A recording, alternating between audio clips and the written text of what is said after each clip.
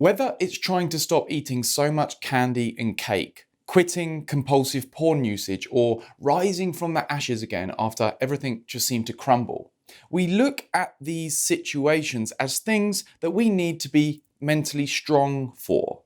But what if I told you that most of our thinking around this is complete bullcrap? And that most of what we think we need to be mentally strong for is an illusion. A fantasy demon we dreamt up in our minds through unconscious conditioning and self-deception.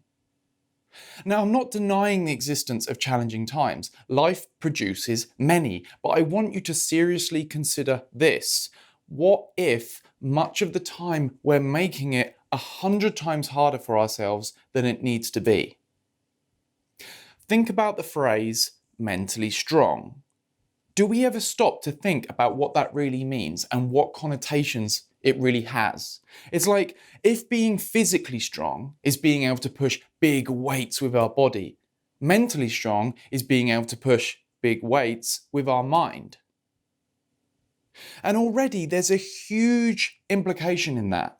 The implication being that there's something we need to be mentally strong against. Some heavy conceptual weight. Something that we need to resist. Something that will crush us in a moment of weakness.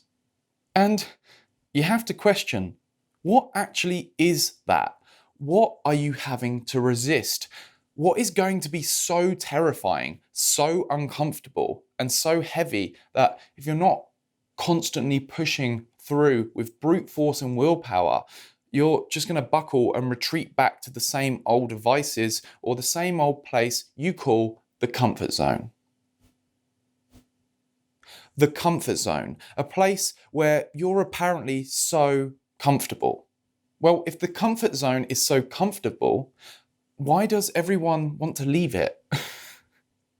It's so obviously causing you more stress and worry and anxiety being in it than being outside of it. Yet, being outside of it means you're in a place where you're having to be mentally strong and pushing around a heavy weight in your mind that will crush you the moment you're not resisting.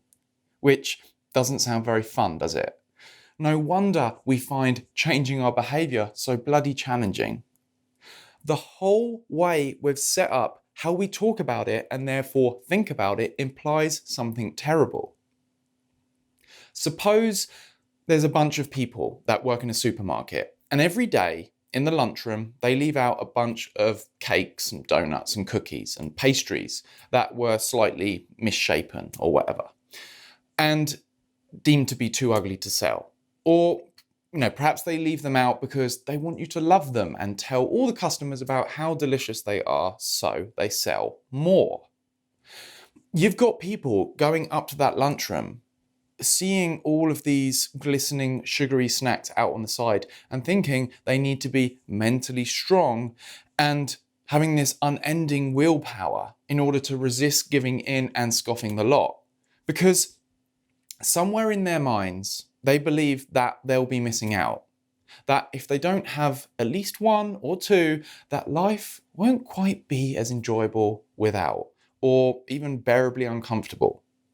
And for a short while, there's a mental battle going on between the fear of missing out and being uncomfortable and this other idea of what they know they apparently shouldn't do. I know I shouldn't, they say. And the battle goes to and fro until it's creating even more of the discomfort and anxiety they were trying to escape in the first place. And they say, screw it, one more and I'll stop tomorrow. Then there's the other people who don't eat the sugary snacks. And quite a few of those people don't even notice them. They're not thinking that they're missing out. They're not thinking that they have to resist anything. They don't even like them that much. They think that those treats are all right once in a while, but most of the time they're too heavy and sickly. More than one would make you feel sick, and after the short processed sugar hit is over, they make you feel lethargic. They're looking forward to going to the gym after work, and they want to feel good and have sustained energy from their whole foods. They're excited about their fitness goals. They're not trying to desperately muster up mental strength to resist the sugary snacks. They're not feeling like life isn't enjoyable or as comfortable without them. They're not even interested in them. They think, why would I even want one right now? Why would I want to compromise something that I'm so excited about and make myself feel worse?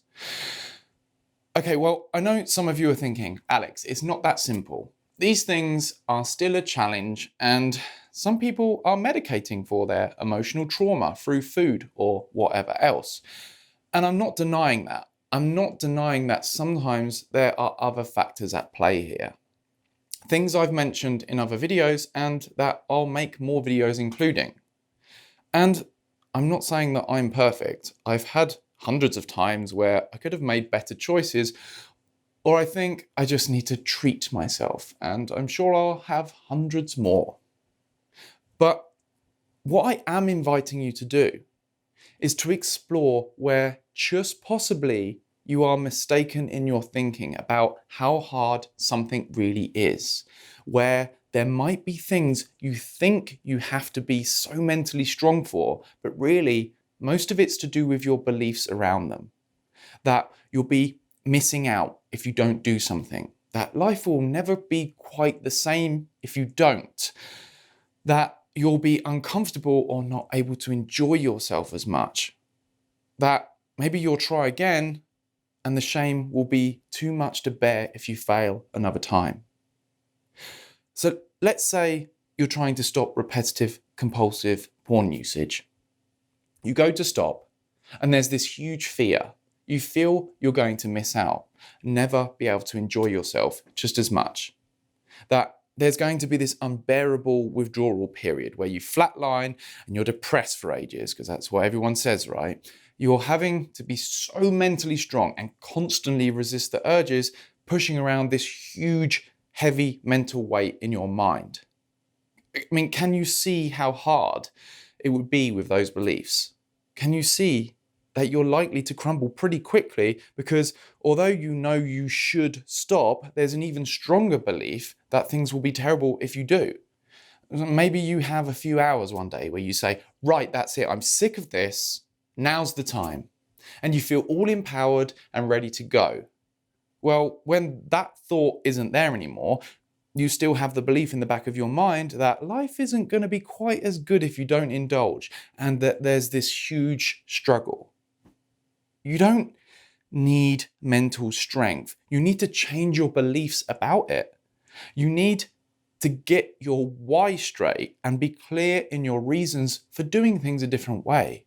You need to get it into your head that life is better without constant porn usage. You need to rejoice in the fact that when you stop constantly using it, you are free from worrying about it all the time. You feel more energized, confident and alive. You're not feeling like you're missing out.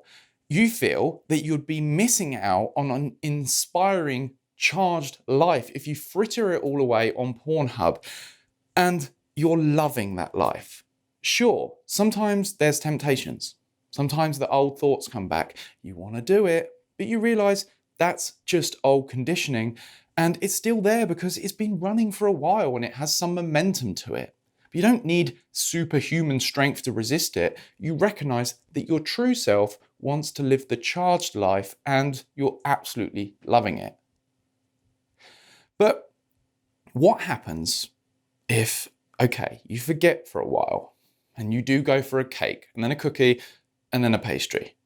What happens if you do disappear into Pornhub for a few hours, thinking afterwards, but I had such good intentions? And what happens when you know you should be working on that project, but you can't seem to tap into that inspired spark that you had before? Should you feel guilty? Should you berate yourself, criticize yourself, and beat yourself up because now you've failed and it looks like you're just a weakling after all? Maybe you can just scold yourself enough or snap a rubber band against your skin every time you think about it again, and you'll never want to do it again, and you'll be right back on the right path, right? Absolutely not. Within the science of willpower, Study after study is showing associations between self-criticism, self-depreciation, and lower motivation, lower self-control. The answer is, in fact, self-acceptance, self-forgiveness, which seems counterintuitive, doesn't it? But that's when, instead of scolding ourselves, we can tap into the positive reasons why we want to do or not do something. That's when we can remember our purpose, our reason for making these decisions in the first place and moving forward. Because when we have a strong purpose for doing something, when we realize how much our actions affect our health, well-being, our wealth, and the planet, and how we affect other people, we automatically become mentally strong. We have something that takes us through the dark days, and even when the dark days hit, we can use them as an opportunity to awaken, to realize the radiant, unconditioned awareness we truly are. And if you want to hear more about that, hit the subscribe, the notifications bell, and of course, have a wonderful day. Peace.